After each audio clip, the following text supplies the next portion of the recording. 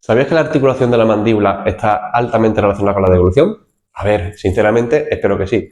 Todos sabemos que necesitamos la boca para comer, pero rara vez nos paramos a pensar que una alteración de la musculatura de la boca nos puede estar afectando en alguna de las fases de deglución. Y esto puede suceder de diferentes formas. Por ejemplo, en la primera fase de deglución, donde se forma el bolo alimenticio, podemos encontrarnos con la incapacidad de realizar una buena masticación. Y en la segunda fase de deglución, la musculatura del hioides puede que esté alterando el paso del bolo hacia el sistema digestivo, siendo esto un grave problema. Si te ha gustado este vídeo, guárdalo y sígueme para más tips sobre el dolor orofacial.